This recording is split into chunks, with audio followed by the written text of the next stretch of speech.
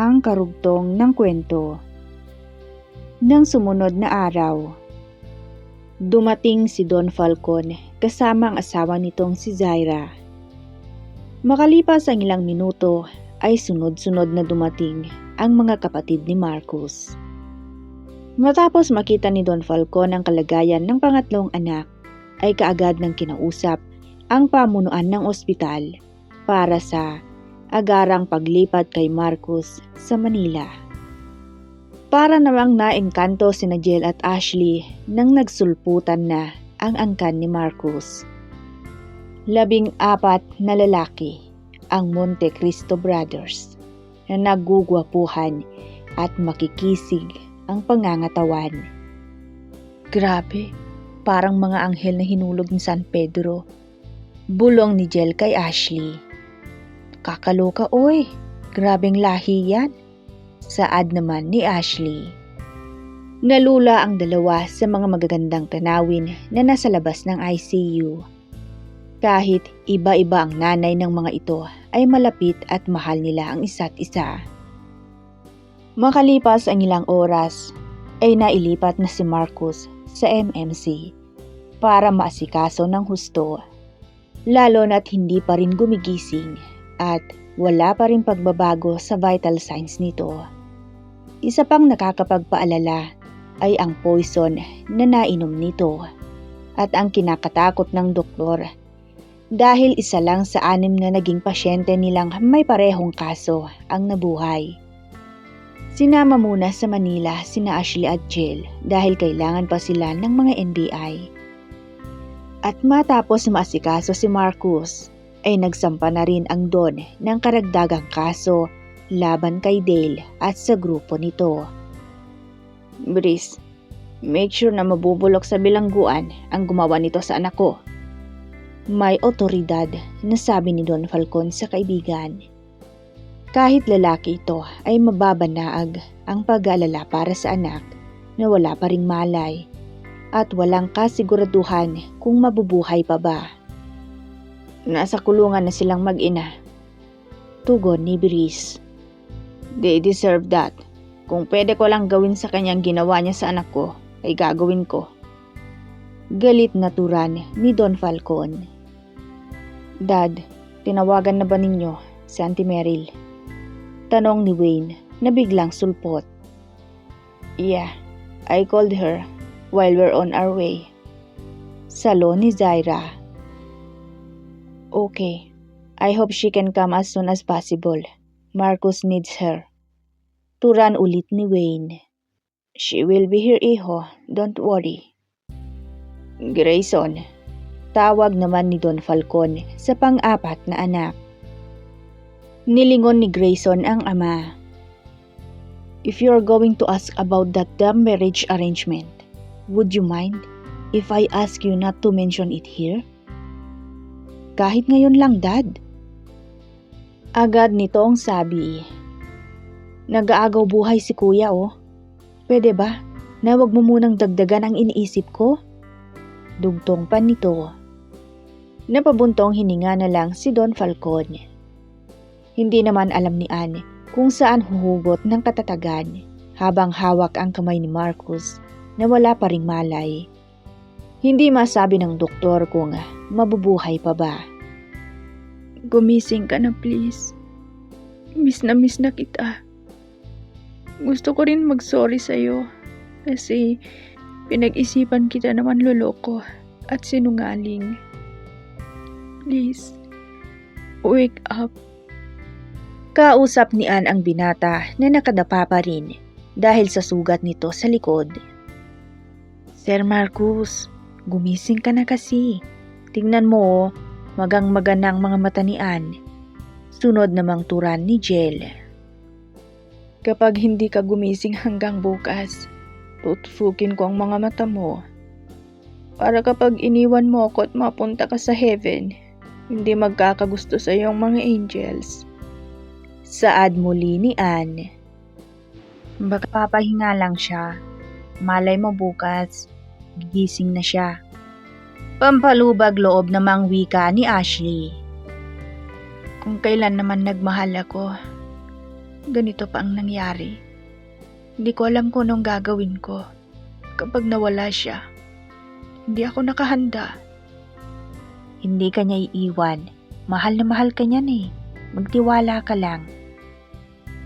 Gumising ka na kasi. Ang pangit mo. May nakalagay sa bibig mo. Tapos hubad ka pa. If you wake up, I'll marry you. I promise. Turan niyang muli sa kayumuko.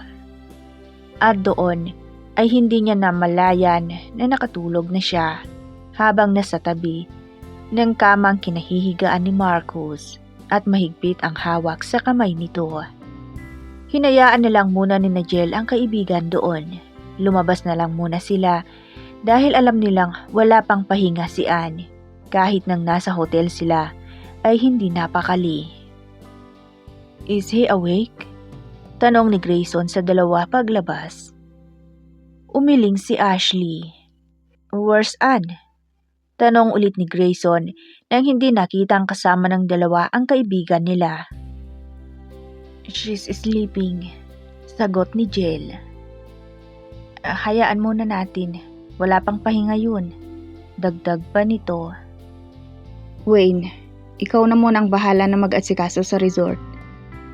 Baling ni Edmond sa kapatid, whereas Edmond is the eldest. Okay, pupunta ako ron bukas. Tugon ni Wayne. Sasabay na kami bukas, Sir Wayne. Saad ni Jill. Okay, daanan ko na lang kayo bukas dito. Si Tita Zay na lang munang makakasama ni Ann rito habang hindi pa dumating si Auntie Meryl.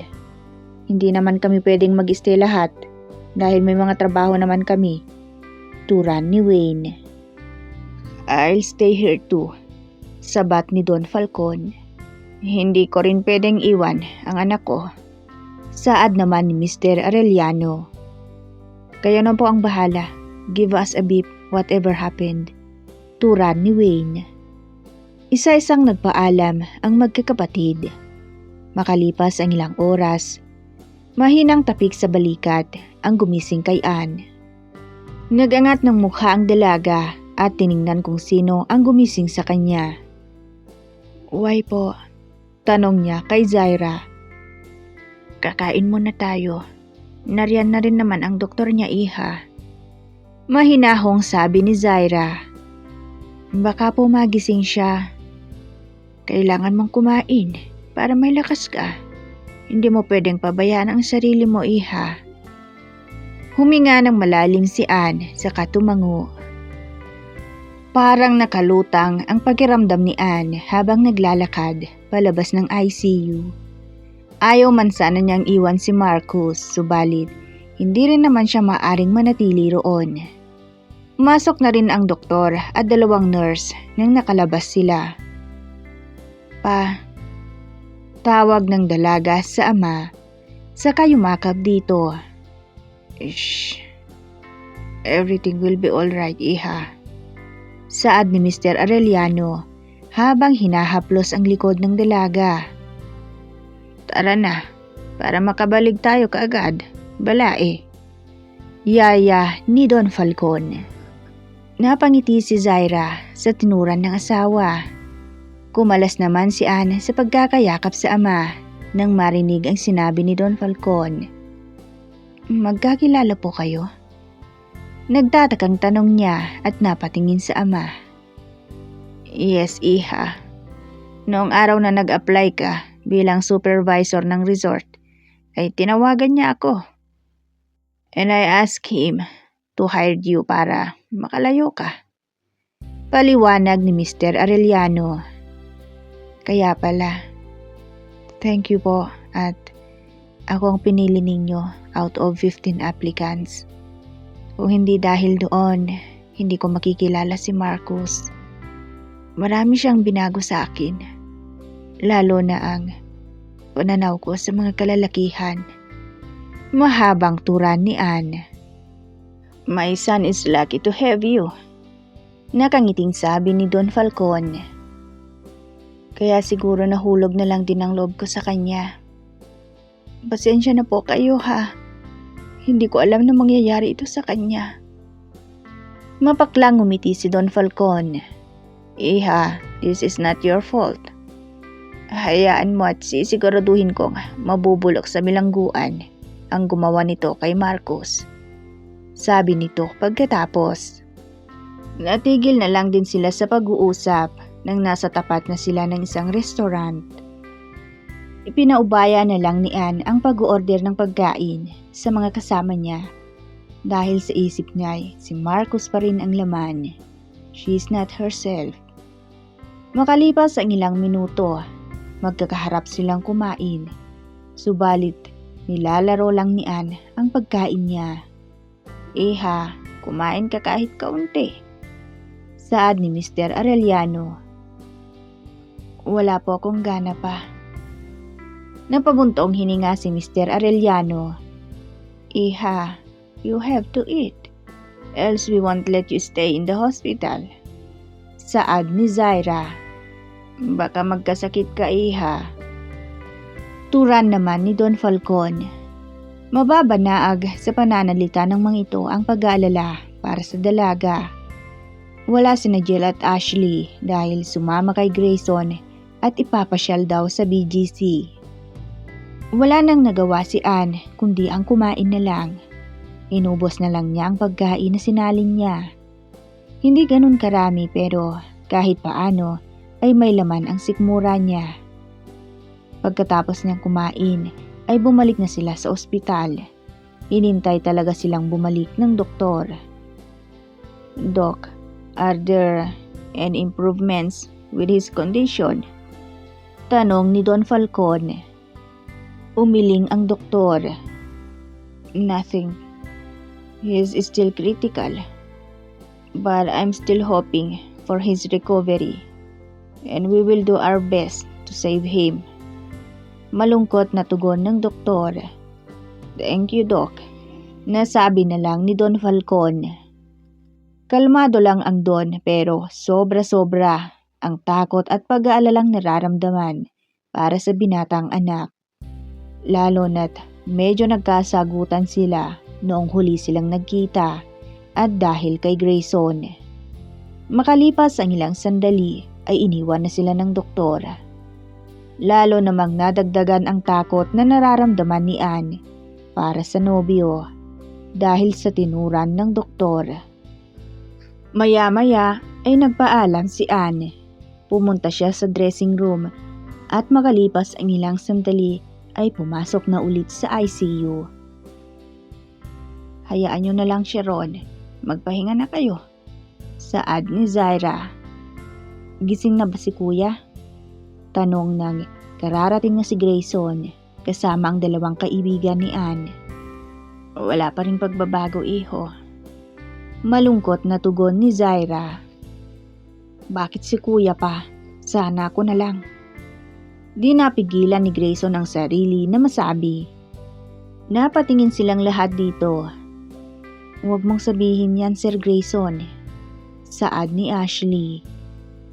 Iho, ang mabuti pa umuwi muna kayo at magpahinga na.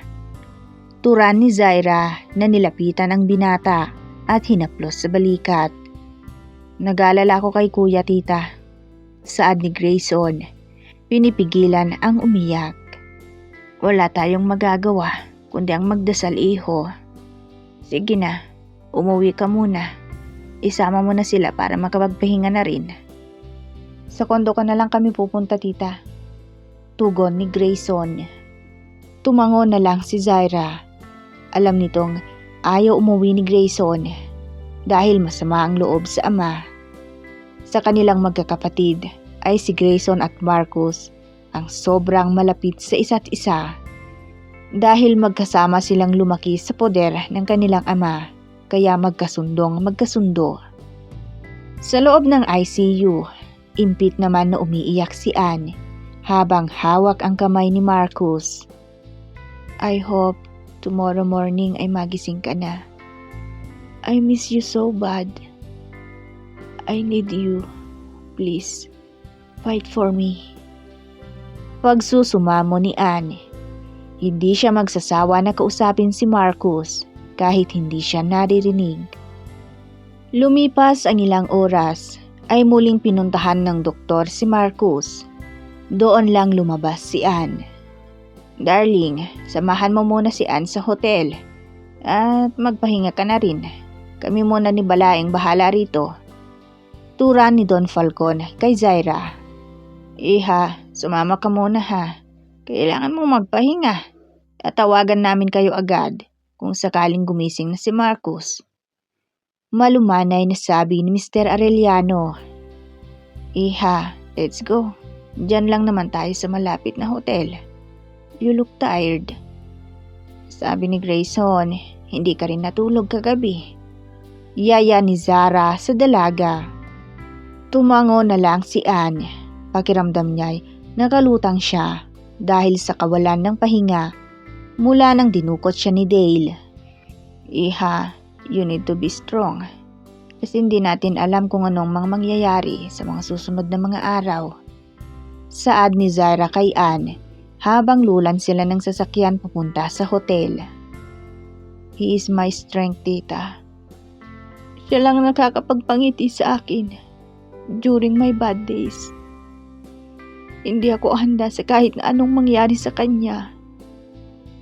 Anne, ramdam ko kung gaano mo kamahal si Marcus. Pero sa pagkakataong ito, Diyos ang may kontrol sa lahat sa kanya.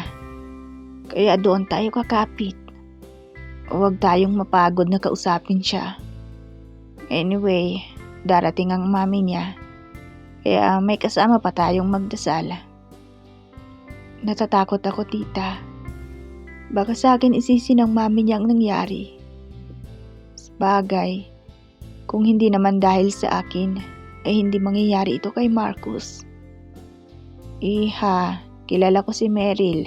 Beside, we're friends. Kung may dapat man na kagalitan, ay ang gumawa ng ganito kay Marcus at hindi ikaw. Kaya wag mo nang dagdagan pa ang bigat ng nararamdaman mo, ha? Tumango si Anne. Hindi na lang siya ulit nagsalita dahil nasa parking lot na sila ng hotel. Do you want something to drink, Iha? We can buy before we go to our room.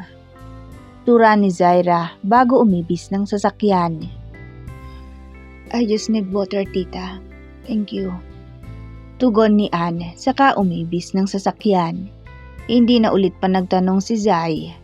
Inakay na nito ang dalaga habang naglalakad sila papasok sa hotel. Makalipas ang ilang sandali ay nasa loob na sila ng hotel. Malawak ang kwarto at may 2 kama.